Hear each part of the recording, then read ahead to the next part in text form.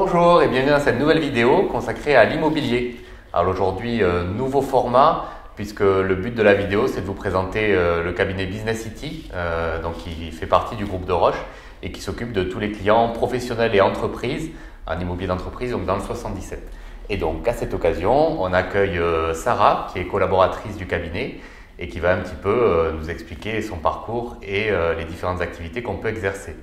Qu'est-ce que tu veux bien commencer par te présenter un petit peu? Alors bonjour à tous, je suis Sarah Betagouga du cabinet Business City.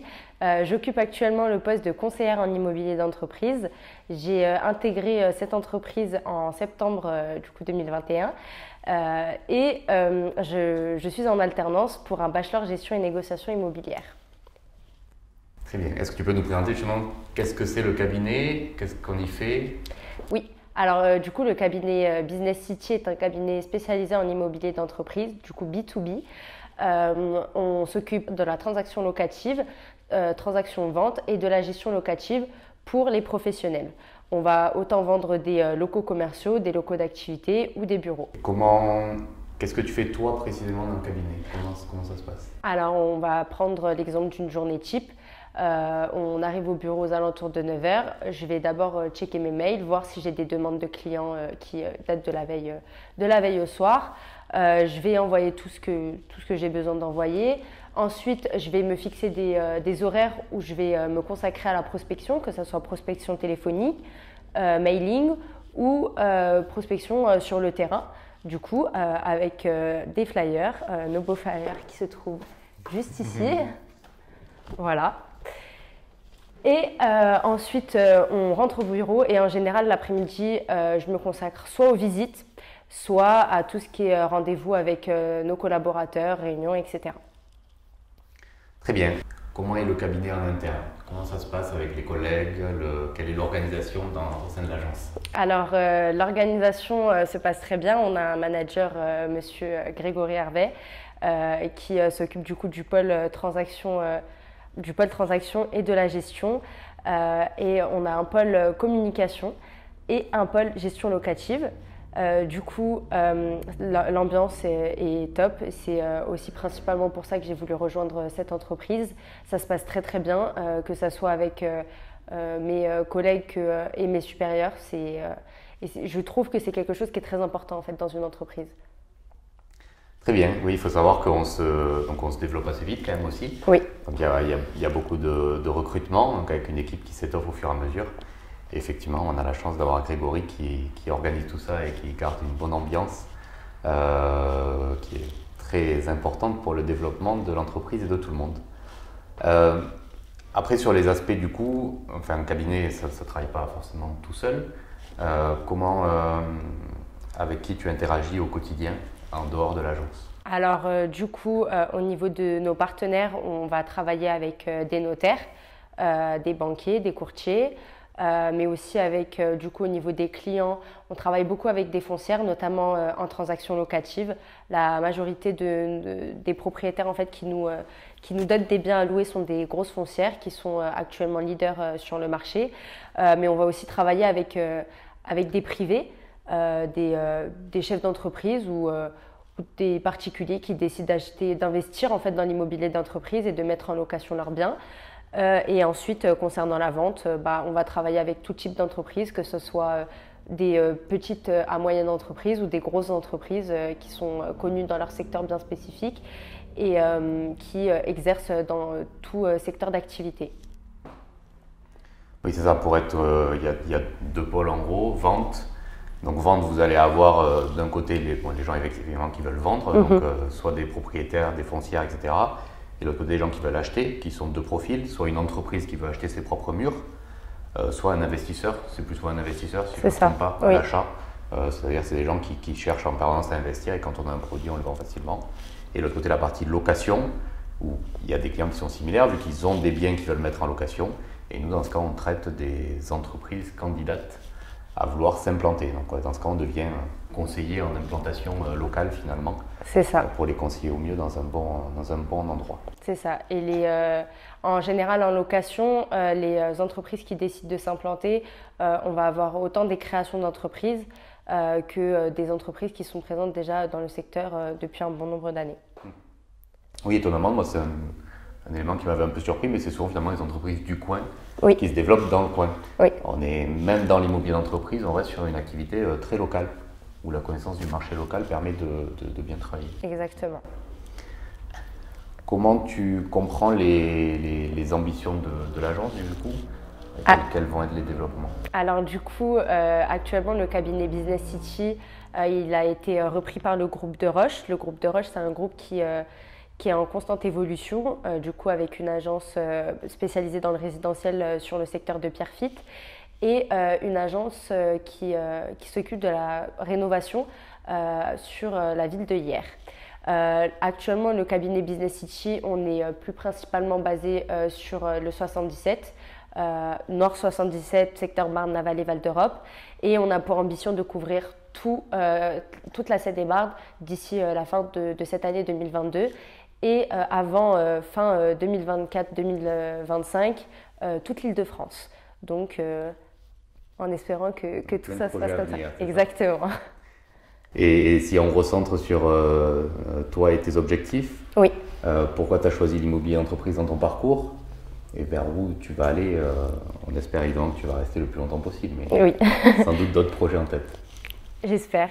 Alors moi, du coup, je viens d'un BTS profession immobilière en initiale dans lequel j'avais déjà effectué plusieurs stages, principalement dans le résidentiel, mais j'avais pu toucher à tous les secteurs d'activité du résidentiel, donc que ce soit la gestion, le syndic ou la transaction. À la suite de ça, j'ai travaillé dans une agence à Paris, dans le 16e, dans le résidentiel encore une fois, mais j'avais eu l'occasion de toucher un petit peu à du commercial avec des locaux commerciaux et ça m'avait vraiment plu. Et du coup, pour commencer mon bachelor, j'ai eu l'idée d'entrer dans une agence qui faisait principalement du professionnel. Pour approfondir mes connaissances dans ce secteur et parce que c'est quelque chose qui est totalement différent en fait du résidentiel. On va accompagner une entreprise dans son développement, on va l'aider sur la connaissance du secteur pour être sûr que son entreprise soit pérenne en fait dans ce secteur-là et c'est ce que j'ai apprécié en fait. On va quasiment faire une étude de marché pour l'entreprise. Du coup, c'est pour ça que j'ai choisi cette entreprise et ce secteur d'activité. Et par la suite, je souhaite continuer du coup mon master toujours dans le cabinet Business City et pourquoi pas se recentrer vers la promotion dans le professionnel. Donc promotion immobilière, c'est ça? Oui, mais spécialisée dans le pro. Ouais. Oui, effectivement, le parcours. Alors déjà, si je ne me trompe pas, c'est assez fréquent que les gens commencent par le résidentiel et après ont envie d'évoluer sur la partie professionnelle, souvent d'ailleurs par les compléments d'études. Oui. Nous, on le voit souvent même quand on cherche à recruter sur l'immobilier professionnel, on est rapidement au master en fait. C'est ça. Si des gens veulent s'orienter là-dessus, il faut forcément poursuivre un petit peu. Qu'est-ce que tu conseillerais à quelqu'un qui veut se lancer, qui voudrait postuler? Qu'est-ce qui est le mieux pour faire l'immobilier d'entreprise? Alors déjà, le mieux ce qui est bien dans l'immobilier d'entreprise, c'est qu'on va toucher un peu tout type de secteur. Maintenant, ce que je conseillerais personnellement, c'est de quand même débuter son BTS avec du résidentiel, histoire d'être sûr et d'avoir quand même des bases au niveau juridique, parce que c'est un secteur qui est très juridique. Et d'effectuer des stages en premier lieu dans une agence qui est spécialisée dans le B2B de préférence. Et à la suite de ça, en fait, ça plaît pas à tout le monde forcément le professionnel. Mais si ça te plaît, toi qui regardes cette vidéo, je te conseille de te lancer parce que c'est un secteur qui est très intéressant et qui est en constante évolution malgré des crises comme celle du Covid. Oui, mais au final, on voit que même avec la crise, le cabinet existe encore. Oui, et la demande n'a pas baissé. Ce qui est assez marrant, c'est comme on est au milieu entre les gens qui vont louer, acheter, vendre, c'est que dans tous les cas, s'il y a une crise, il y a plus de gens qui vendent, qui achètent ou inversement. Mais du coup, on a toujours une certaine activité et justement, il faut un peu réinventer le métier finalement pour y arriver. On a été surtout très surpris avec la crise du Covid. C'est que malgré cette crise, les personnes n'ont pas voulu justement abandonner leurs idées de création d'entreprise, etc. On a de plus en plus de candidats et de moins en moins de biens à offrir parce que la demande est très forte.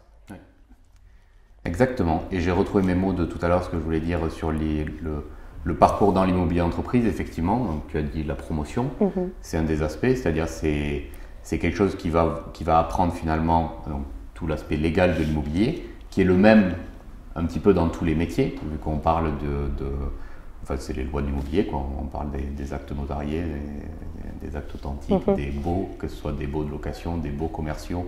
On va parler de plan local d'urbanisme quand il y a des constructions et des choses comme ça.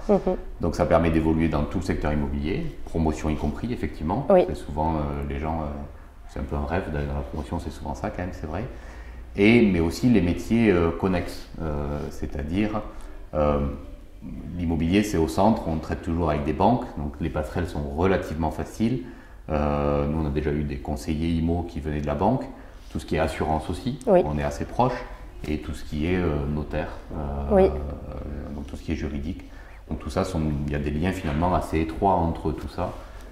L'immobilier est peut-être le plus commercial, mais à part ça, les liens sont assez étroits entre toutes ces activités. Surtout qu'à partir du master, voire même du bachelor, certains établissements, quand on vient de BTS Profession Immobilière, nous proposent des études spécialisées, par exemple un bachelor spécialisé dans le droit juridique immobilier, le droit des affaires immobilières, excusez-moi, ou sinon un master spécialisé manager en promotion immobilière, etc.